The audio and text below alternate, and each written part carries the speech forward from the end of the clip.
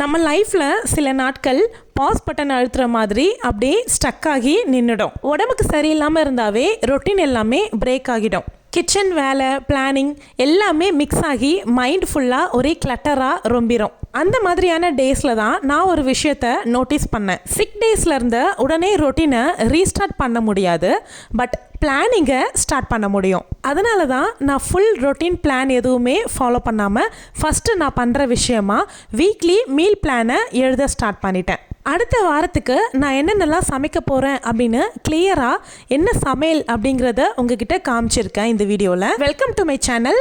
நான் உங்கள் பிரியா. என் சேனலை சப்ஸ்கிரைப் பண்ணி தொடர்ந்து ஆதரவு கொடுத்துட்ருக்கேன். உங்கள் எல்லாருக்குமே ரொம்ப நன்றி.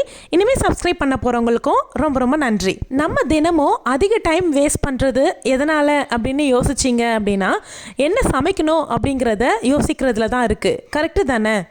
இன்னும் எத்தனை வீடியோ நான் பண்ணாலும் இந்த பாயிண்ட்டை கண்டிப்பாக நான் மறுபடியும் ஞாபகப்படுத்திக்கிட்டே தான் இருப்பேன். எதனால் அப்படின்னா நீங்கள் எல்லாருமே வீக்லி மீல் பிளானை எழுத தொடங்கணும் அப்படிங்கிறதுக்காக தான். ஃப்ரிட்ஜை திறந்து வச்சுக்கிட்டு நின்றுட்டு மணிக்கணக்காக யோசிச்சுக்கிட்டே இருப்போம். இத்தனைக்கும் க்ராசரிஸ்லேருந்து காய்கறியிலேருந்து எல்லாமே வீட்டில் இருக்கும். இருந்தாலும் ஒரு விதமான கன்ஃபியூஷனில் யோசிச்சுக்கிட்டே நின்றுட்டு டைம் வேஸ்ட் பண்ணிகிட்ருப்போம். ஃபைனலாக ரொம்ப சிம்பிளாக என்ன சமைக்க முடியும் அப்படின்னு யோசிக்க ஆரம்பிச்சிருவோம். இந்த இடத்துல நம்மளுடைய டைம் வேஸ்ட் ஆகி ஹெல்த் காம்ப்ரமைஸ் ஆக ஆரம்பிக்குது. அதுதான் எனர்ஜி ட்ரெயின் ஆகிற பிக்கஸ்ட் சீக்ரெட். பாஸ்ட் 1 வீக்காகவே உடம்புக்கு முடியல அப்படிங்கிறதுனால எங்கள் வீட்லேயுமே இந்த மாதிரி சிம்பிளான சமையல் தான் போயிட்டு இருந்துச்சு. 1-2 நாட்கள் சமைக்கவும் முடியாத நாட்களுமே இருந்துச்சு. ஸோ அதனால தான் நெக்ஸ்ட் வீக்கு ரெக்கவரி வீக்காக இருக்க போகுது. ஸோ மைண்டு ஸ்ட்ரெஸ் ஃப்ரீயாக இருக்கணும் அப்படிங்கிறதுக்காக தான் நான் ஒயிட் போர்டு எடுத்துக்கிட்டு நெக்ஸ்ட் வீக்குக்கு என்னெல்லாம் சமைக்க போகிறேன் அப்படிங்கிறத எழுத ஸ்டார்ட் பண்ணிட்டேன். என்னுடைய மீல் பிளானு நார்மலாகவே சிம்பிளாக தான் வச்சுக்குவேன். ஸோ நெக்ஸ்ட் வீக்கு ரெக்கவரி வீக்குங்கிறதுனால இன்னுமே சிம்பிளாக தான் நான் எனக்கு மேனேஜபிளாக இருக்கணும் அப்படிங்கிற மாதிரி தான் எழுதியிருக்கேன். லாஸ்ட் டைம் போட்டிருந்த மீல் பிளானில் ஸ்நாக்ஸ் ஐட்டம் எதுவுமே சேர்த்துருக்க மாட்டேன். ஸோ அந்தந்த டைமுக்கு யோசித்து ஸ்நாக்ஸ் செஞ்சு கொடுத்துருவேன். எல்லோரும் சொன்னீங்க அப்படிங்கிறதுனால இந்த மீல் பிளானில் ஸ்நாக்ஸுமே நான் ஆட் பண்ணியிருக்கேன்.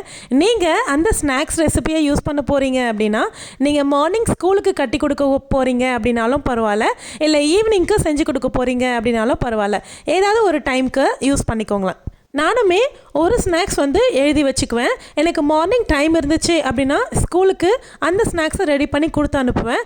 இல்லை அப்படின்னா நான் ஆஃப்டர்நூன் அதாவது ஈவினிங் வராங்கல்ல அப்போ அந்த ஸ்நாக்ஸை செஞ்சு கொடுத்துருவேன். ஒரு சிலர் மைண்ட் வாய்ஸ் இருக்கும், மீல் பிளான் பண்ணி வைக்கிறது எல்லாமே ரொம்ப பெரிய விஷயம், அதெல்லாம் என்னால் முடியாது அப்படின்னு ரொம்ப சிம்பிளாக பண்ணி வச்சுக்கலாம். இது வரைக்கும் நீங்கள் மீல் பிளான் எழுதி வச்சு சமைச்சு எனக்கு பழக்கமே கிடையாது அப்படின்றவங்க ஒரு 2 நாளைக்கு மட்டும் என்ன சமைக்க போகிறீங்க அப்படிங்கிறத முன்கூட்டி எழுதி வச்சு நீங்கள் சமையலை தொடங்கி பாருங்கள். எவ்வளோ ஈஸியாக உங்கள் வேலை முடியுது அப்படிங்கிறத நீங்கள் உணர ஆரம்பிச்சிங்க அப்படின்னா ஆட்டோமேட்டிக்காக 1 வீக்குக்கு உண்டான மீல் பிளானை யாருமே சொல்லிக் கொடுக்காம நீங்களே எழுத ஆரம்பிச்சிருவீங்க.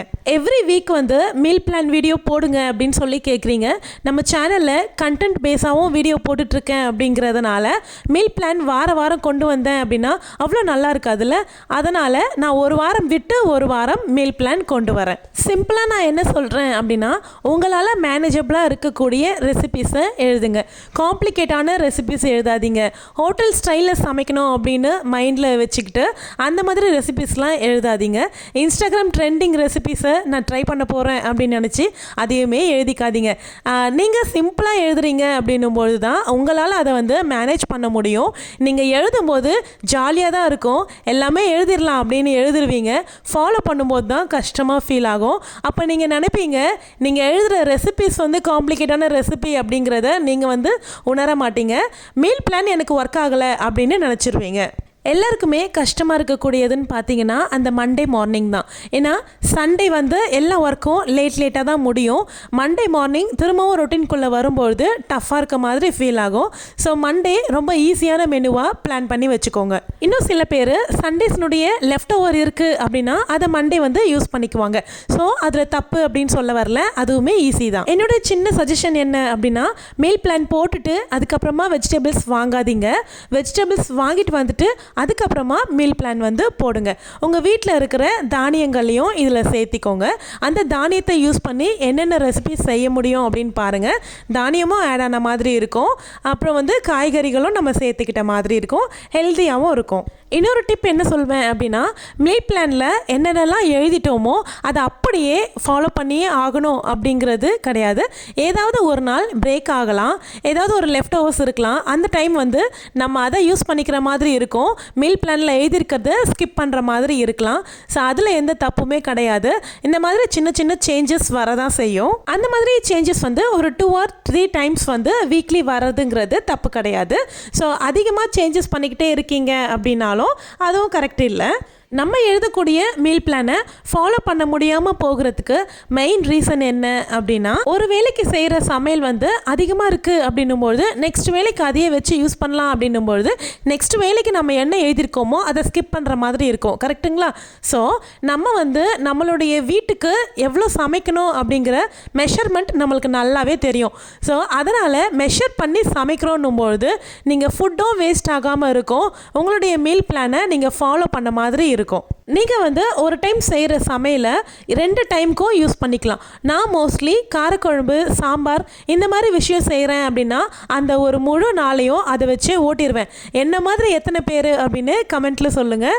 ஒரு நேரம் சாம்பார் வைக்கிறேன் அப்படின்னா 2 நாள் கூட அந்த சாம்பாரை வச்சு ஓட்டின காலங்களும் இருக்குது. எங்கள் வீட்டில் சாப்பிடுவாங்க, அதனால் அது நான் பண்ணுவேன். ஸோ உங்கள் வீட்டில் சாப்பிட மாட்டாங்க அப்படின்னா நீங்கள் அளவாக செஞ்சுக்கோங்க. முன்னாடியெல்லாம் என்ன சமைக்கணும் அப்படிங்கிறது தெரியாமல் லாஸ்ட் மினிட்ல முடிவு பண்ணி குக்கிங் பண்ணும்பொழுது தான் எனக்கு உண்மையாகவே ரொம்ப டயர்டாக ஃபீல் ஆகும்.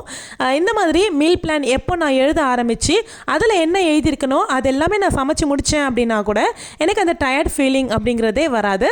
இந்த மீல் பிளான் அப்படிங்கிறது எனக்கு ஒரு ரீசெட் பட்டன் மாதிரி ஆயிடுச்சு. இந்த மாதிரி மீல் பிளானை 1 வீக்குக்கு எழுதி காமனாக நான் கிச்சனில் மாட்டி வச்சிருவேன் அப்படிங்கிறதுனால எனக்கும் கண்ணுக்கு எதிராகவே இருக்கும், ஈஸியாக பார்த்து சமைச்சிக்கிறதுக்கு. வீட்டில் இருக்கவங்களுக்குமே வந்து இன்றைக்கி என்ன சமையல் அப்படின்னு கேட்டு என்கிட்ட வரவே மாட்டாங்க. நாளைக்கு என்ன சமையல் அப்படிங்கிறத முன்னாடி நாளே பார்த்து தெரிஞ்சுக்குவாங்க. ஸோ இதனால் என்ன பெனிஃபிட் அப்படின்னா, நாளைக்கு நமக்கு பிடிக்காத சமையல் செய்ய போகிறாங்க அப்படின்னா கூட பிள்ளைங்க கூட அந்த சமையலுக்கு அடாப்ட் ஆகிடுவாங்க. என்னுடைய பெரிய பையனுக்கு காரக்குழம்பு வெர்ஷன் அப்படிங்கிறது சுத்தமாகவே பிடிக்காது. நாளைக்கு காரக்குழம்பு அப்படின்னா அவன் இன்றைக்கே தயாராகிடுவான். ஓ காரக்குழம்பா, சரி ஓகே அப்படின்னு. ஸோ அதே மாதிரி என்னுடைய சின்ன பையனுக்கு ரசம் அப்படின்னாவே பிடிக்காது. ரசம் அதுக்கு நான் செய்ய மாட்டேன் அப்படின்னு கிடையாது, பிடிக்காத விஷயமா இருந்தாலும் நான் செய்வேன், அதுக்கு அவங்க அடாப்ட் ஆகி தான் ஆகணும். அவ்வளோதான், சிம்பிள். வீடியோ பிடிச்சிருந்தா லைக் பண்ணி சப்ஸ்கிரைப் பண்ணிக்கோங்க. தேங்க்யூ.